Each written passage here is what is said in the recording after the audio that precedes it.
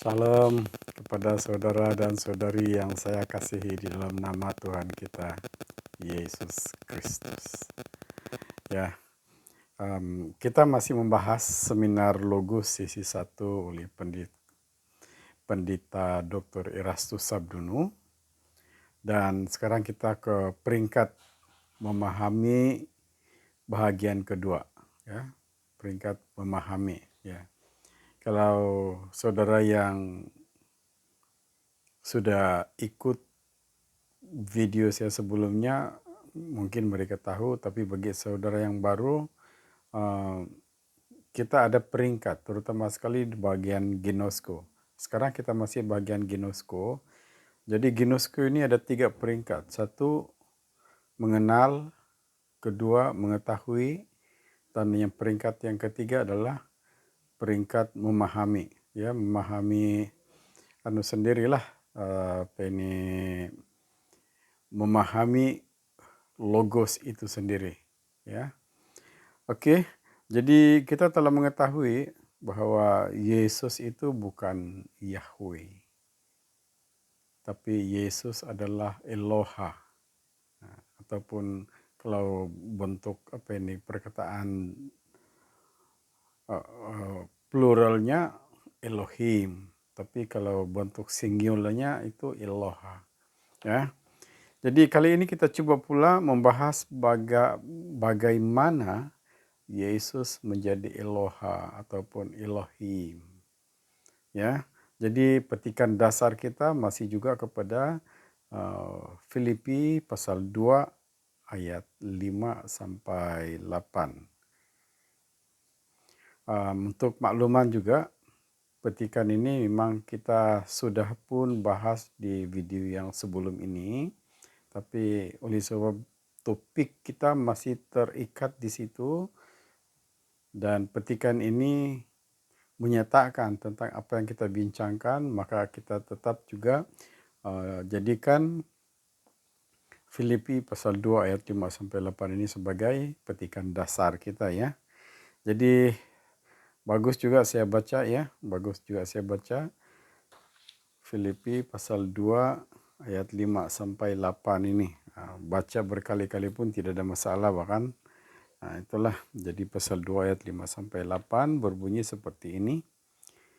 Hendaklah kamu dalam hidupmu bersama menaruh pikiran dan perasaan yang terdapat juga dalam Kristus Yesus, yang walaupun dalam rupa Allah tidak menganggap kesetaraan dengan Allah itu sebagai milik yang harus dipertahankan, melainkan telah mengusungkan dirinya sendiri dan mengambil rupa seorang hamba dan menjadi sama dengan manusia. Dan dalam keadaan sebagai manusia, ia telah merendahkan dirinya dan taat sampai mati, bahkan sampai mati di kayu salib. Oke. Jadi kita punya ayat dasar yang kita petik daripada ini, yaitu dalam ayat 7. Dikatakan di sini, melainkan telah mengusungkan dirinya sendiri dan mengambil rupa seorang hamba dan menjadi sama dengan manusia. Nah, kata kunci di dalam ayat 7 itu yaitu mengusungkan diri. Ya. Jadi kalau kita terjemahkan di sini, sebenarnya bagaimana diri itu boleh dikosongkan? Tidak ada organ. Seperti itu, seolah-olah ayat itu seperti ini. Tapi maksud yang disampaikan adalah begini, sebaliknya mengusungkan fikirannya daripada segala keinginan pribadi dan mengambil peranan seorang hamba dan serupa dengan manusia. Yang dia kosongkan itu fikirannya, bukan dirinya. Jadi itulah sedikit kesilapan di dalam penterjemahan itu sendiri, ya. Dan kata kuncinya di situ adalah mengusungkan. Ya, mengusungkan pikirannya. Oke. Perkataan kosong itu dalam bahasa Yunaninya adalah kinao. Ya, dalam bahasa Yunani adalah kinao, yaitu mengusungkan diri merupakan suatu proses untuk menjadi Elohim. Ya, untuk menjadi kerabat Elohim ataupun dalam petikan Alkitab dikatakan keturunan Elohim itu, ya,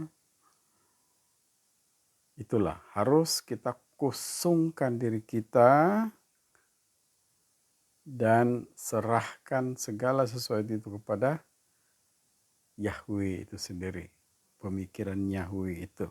Ya, sebab itu dalam bahagian ini, dalam proses memahami ini kita ambil topik yang sangat topik asalnya yaitu kinao ataupun kenosis. Nah, proses pengusungan lah maksudnya. Kenosis itu bila kita terjemahkan sebagai proses pengusungan pikiran itu sendiri, ya. Oke, jadi proses pertama untuk jadi Elohim ataupun Eloha, ya, itu kenosis, itu mengusungkan diri. Yang pertama sekali kita kena mengarahkan seluruh jiwa kita, yaitu akal, budi, dan pertimbangan kita. Ya, akal, budi, dan pertimbangan kita, pikiran kepada dan perasaan itu kepada Yahweh. Ya, seluruh pikiran dan perasaan kita itu kita arahkan, tumpuhkan kepada rencana pemikiran Yahweh itu sendiri. Ya, jadi itulah maksud yang kita nampak di situ, ya. Itulah maksud yang kita nampak. Contohnya, ya. Contoh kita lihat di dalam Matius. Matius pasal 4 ayat 2. Mari saya baca dulu untuk saudara, ya. Kita baca dalam Matius pasal 4. Pasal 4 ayat 2 dikatakan di situ, dan setelah berpuasa 40 hari dan 40 malam, akhirnya laparlah Yesus.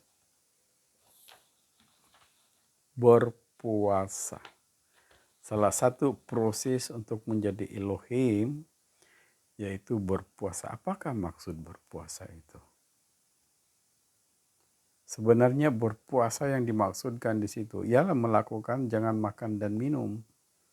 Tapi jauh daripada itu sebenarnya kita mau merendahkan diri kita. Merendahkan diri serendah-rendahnya kepada Yahweh itu sendiri. Bayangkan ketika kita tidak ada tenaga, kita kelaparan, tapi kita tetap memuji, menyembah Elohim itu. Dalam keadaan yang kita haus, ya, mau minum air. Dalam keadaan yang kita mau makan, mungkin kita terbayang-bayang di situ air yang masuk dalam mulut kita ataupun makanan yang sedap-sedap daging masuk dalam mulut kita. Itulah sebenarnya cabaran kita. Sebab segala pemikiran bayangan itu akan masuk di dalam pemikiran kita, ingatan kita itu. Dan itulah yang kita harus ketepikan. Kita ketepikan semuanya itu dan kita terus menyembah, memuji Elohim itu. Dalam masa kita berpuasa itu, itulah sebenarnya yang kita buat.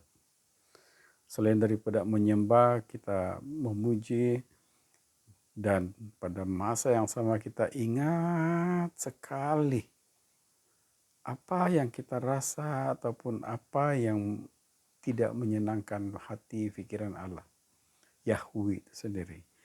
Jadi kita kena memohon ampun, memohon pembersihan supaya perasaan pikiran itu jangan masuk kembali dalam hati kita. Supaya jangan ada kesombongan, keegoan yang akan menguasai pemikiran kita. Jangan Apa yang tidak baik itu akan menjadi pintu kepada syaitan untuk menguasai pemikiran kita. Itu yang terjadi kepada Hawa sebenarnya. Jadi itulah saudara. Proses yang pertama itu kita kena berdoa, berpuasa. Ya, berpuasa sambil menyembah adalah satu cara, ya, merendahkan diri kepada Yahweh. Menyembah itu sebenarnya kalau kita terus menyembah Yahweh itu sendiri, kita akan dapat merasakan hadirat itu, kemuliaan dan kuasa Yahweh itu sendiri akan menaungi kita. Itu yang menghairankan. Itulah suatu kebesaran Yahweh itu sendiri.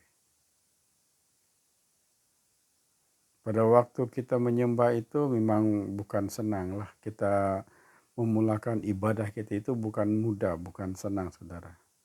Ya, bukan senang. Sebagai contoh lah, ya, saya mau bagi contoh. Mula-mula saudara memulakan ibadah itu mungkin saudara berdoa. Sebelum saudara berdoa, wah saudara menguap. Menguap. Kenapa? Tidak ada semangat.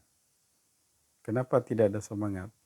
Sebab kita belum berada di dalam hadirat kemuliaan Yahweh itu sendiri. Jadi bagaimana cara kita mengatasi masalah itu? Saya akan nyatakan ini juga dia akan datang, tapi saya mau nyatakan sekarang ini.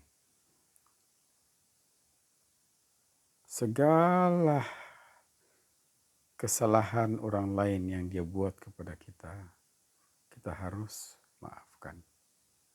Sebab itu dalam firman Tuhan mengatakan, kalau kamu memulakan berdoa dan teringat kepada kesalahan orang lain, bagus berdamai dulu. Dia begitu kan dalam firman Tuhan itu. Ya. Jadi itulah juga kita harus memaafkan. Kalau orang itu kita pernah rasa dia pernah marah kita, benci kita, ataupun mengumpat, bercakap kepada kita di belakang kita, kita harus maafkan orang itu. Kalau tidak, Setan akan mengatakan orang ini begini sama kamu. Dia akan berbisik, dia akan bawa hal itu di dalam subconscious kamu yang ada di sini, di dalam pikiran itu. Jadi kamu akan teringat pada waktu kamu mau menyembah Tuhan, kamu teringat sesuatu itu di luar kemampuan kamu, apa itu di luar sadar kamu. Dalam keadaan sadar kamu itu kamu mau menyembah. Tetapi ada satu pikiran di luar sadar yang membawa kamu kepada pikiran-pikiran, membawa kita kepada pikiran-pikiran yang tidak menyenangkan. Ya, dia orang ini buat kamu begini, orang ini buat kamu begini, ataupun kita terpikir seseorang, ataupun teringat sesuatu yang tidak baik, ya, timbul segala kenangan itu untuk mengganggu pemikiran kita untuk menyembah Yahweh itu. Jadi salah satu caranya untuk mengatasi masalah itu supaya dia tidak menjadi pintu untuk setan menguasai pikiran kita ataupun mengambil ibadah kita daripada kemuliaan Tuhan, itulah harus mengampuni orang, memaafkan segala kesalahan. Lepas itu barulah kita buat doa, ucapkan doa yang diajarkan Tuhan Yesus kepada kita, Bapa kami di surga. Jadi kalau kita sampai kepada bab yang mengatakan ampunilah dosa-dosa kami seperti kami mengampuni orang yang bersalah kepada kami, kita sudah memaafkan orang itu. Kan? Jadi tidak ada lagi masalah untuk doa kita diterima sampai kepada hadirat Elohim itu, sebab Satan atau iblis yang telah menjadi pagar ataupun menutupi doa kita itu untuk sampai kepada Yahweh itu sudah tidak ada. Dan kita akan dapat merasakan hadirat Tuhan itu. Apabila kita habis berdoa-doa Tuhan, kita akan rasa terbuka di dalam pemikiran kita dan kita terus ada ruang menyembah, memuliakan Allah. Kalau kita dapat buat ini dengan sungguh-sungguh, Roh Kudus itu sendiri akan membimbing kita. Memuji, memuliakan Yahweh itu sendiri. Nah, apalagi kalau kita lakukan dalam keadaan berpuasa. Kita berdoa, berpuasa, berdoa, memuji, memuliakan Yahweh itu sendiri. Ambillah contoh. Kita berpuasa 3 hari 3 malam. Hari yang pertama itu, ya, kita harus mengakui segala kejahatan kita. Kita harus menyatakan pengampunan kepada orang yang bersalah kepada kita. Sepanjang hari yang pertama itu. Kemudian hari yang kedua. Hari yang kedua itu kita memuji, mengagung, memuliakan Yahweh itu sendiri. Kemudian hari yang ketiga kita akan lapar. Kalau kita berpuasa tidak makan dan tidak minum selama 3 hari 3 malam itu, pada hari yang ketiga itu kita akan merasa lemah, tidak berdaya, tiada kekuatan.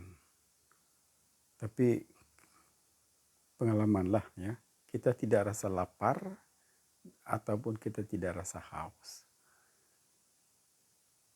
Ya, kita tidak rasa lapar, tidak rasa haus, tapi kita rasa lemah, tidak bertenaga. Dan kita terus fokus kepada penyembahan kita kepada Yahweh itu sendiri. Roh Kudus akan membantu kita di dalam penyembahan kita. Sebab itulah terjadinya bahasa roh. Bukan dibuat-buat yang macam kadang-kadang ada bahasa roh itu yang kita merasa bukan bahasa roh. Kadang-kadang susahlah kita mau cakapkan. Sebab itu pengalaman masing-masing. Ya. Jadi begitulah, ya. Begitulah kita punya tindakan yang pertama, mengusungkan diri dan merendahkan diri. Oke, kita mau ambil satu kesaksian lah, ya. Kekuatan merendahkan diri di hadapan Tuhan. Kalau kita baca keseluruhan Ista itu, suatu hari saya sudah bahaskan ini sebenarnya dalam video saya sebelumnya, tapi saya ulang semula. Ya. Suatu hari seorang pegawai ataupun menteri Raja Ahasiwerus, dia lalu di depan rakyatnya dan biasanya semua rakyat akan tunduk kepada dia sebagai hormat. Tetapi salah seorang bangsa Israel ini namanya Mordekai. Ya, dia tidak tunduk. Dia cuma tengok saja. Ini Haman, ini pegawai Raja Ahasiwerus itu. Pegawai ataupun dia punya menteri lah. Ya. Jadi dia rasa malu dan dia rasa marah sekali kepada Mordekai. Akhirnya dia buat satu undang-undang untuk tujuannya untuk memusnahkan satu bangsa itu, bangsa Israel. Kemudian Mordekai susah hati, kebetulan pada waktu itu Esta sudah berada di istana sebagai istri kepada Raja Ahasiwerus. Dan dia beritahu, Esta tanya kepada Mordekai, kemudian dia kata, bangsa kita akan dimusnahkan oleh Haman. Ya, bangsa kita akan dimusnahkan oleh Haman. Lepas itu apa Esta buat? Dia perintahkan seluruh bangsa Yahudi itu untuk berpuasa 3 hari dan 3 malam. Tidak makan dan tidak minum itu. Mereka coba merendahkan diri di hadapan Tuhan. Dan apa yang terjadi? Datanglah hikmat kepada Esta dan dipindihkan cerita. bukan pula bangsa Israel yang dimusnahkan, tetapi Haman sendiri disulah, ya, digantung dan disulah sampai mati.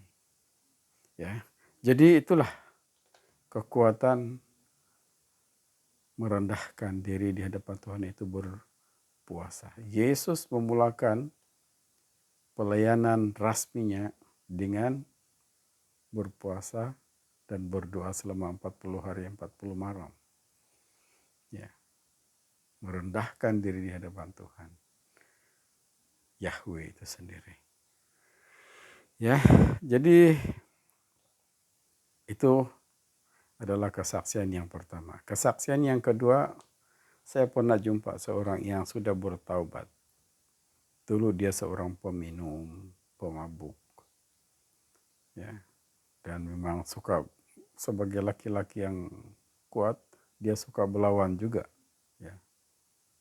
Tapi bila dia terima Tuhan Yesus, maksudnya terima Tuhan Yesus itu dia mengikuti kehidupan Tuhan Yesus dan taat kepada ajaran Tuhan Yesus. Itu menerima Tuhan Yesus yang saya maksudkan. Pada tahun 1974. Ya. Dan dia mulai hidup sesuai dengan firman Tuhan. Suatu hari dia mengikuti satu ramai-ramai lah acara-acara perkawinan di kampung dia. Dan ada orang yang tidak senang kepada dia. Dia masukkan satu jenis bahan di dalam makanan dia dan dia rasa sangat sakit perut. Dia mulai sakit perut yang sangat betul-betul. Lepas itu ramailah orang yang datang kepada dia untuk menawarkan diri mau menyembuhkan. Dengan cara bagaimana? Dengan cara bukan obat-obatan tradisi, tetapi dengan cara menggunakan ilmu. Sebab mereka percaya bahwa orang tua ini dia kena guna-guna. Begitu. Kena guna-guna. Tetapi orang yang kena guna-guna ini bertahan. Dia kata, tidak apalah, biarlah saya mati daripada saya kena obat guna-guna. Begitu. Tapi pada masa yang sama dia terus berdoa, berharap kepada Tuhan, memuji Tuhan itu.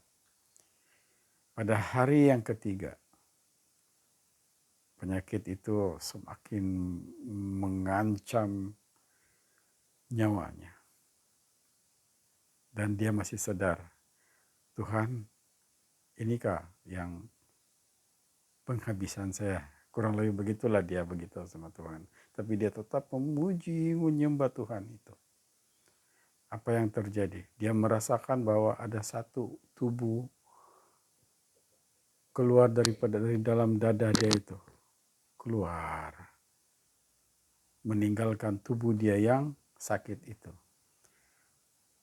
Tapi sebelum dia jauh, yang tubuh yang baru itu, jauh daripada tubuh yang sudah mati itu, tiba-tiba dari atas turun dua orang, seperti manusia maksud saya. Dan saya percaya itu adalah malaikat. Mendoakan dia. Kemudian yang tubuh dia yang keluar daripada tubuh mati itu balik. Saya percaya itu adalah roh dia. Kembali kepada tubuh dia yang mati itu. Apabila kembali, dia sadar. Bila dia sadar, segala penyakit di dalam tubuh dia hilang. Kesakitan yang dia rasakan itu hilang. Nah, itulah. Kenapa? Sebab dia maafkan orang yang berbuat jahat kepada dia itu, sementara itu dia menyembah kepada Tuhan.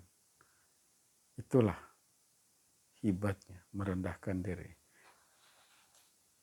Apalagi kalau kita mengusungkan seluruh pemikiran kita dan kita arahkan pemikiran itu hanya untuk mentaati Yahweh itu sendiri. Mentaati logos. Yahweh itu sendiri. Jadi itulah saudara untuk pelajaran kita pada kali ini. Ya, dalam sesi ini kita telah dapat memahami dua perkara dalam proses menjadi Elohim. Satu, itulah itu, kenosis, mengosongkan diri. Yang keduanya adalah merendahkan diri. Ya, merendahkan diri itu dengan cara berpuasa. Yang kenosis itu yaitu mentaati seluruh pikiran, kehendak Yahweh itu sendiri melalui apa? Firman-Nya, ya. Jadi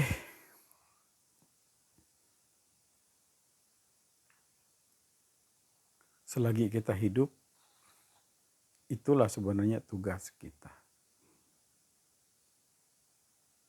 Mentaati Yahweh itu sendiri.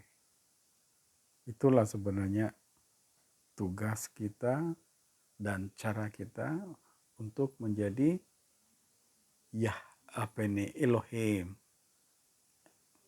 Saudara mau menjadi Eloha? Saudara mau tergolong di dalam kumpulan ataupun angkatan-angkatan Elohim? Dua perkara ini harus kita mulakan. Mengosongkan diri dan merendahkan diri. Jadi itu saja saudara untuk pelajaran kita pada kali ini. Nanti kita akan coba bahaskan lagi beberapa perkara, beberapa tindakan untuk proses menjadi Elohim. Baik saudara, itu saja. Tuhan memberkati.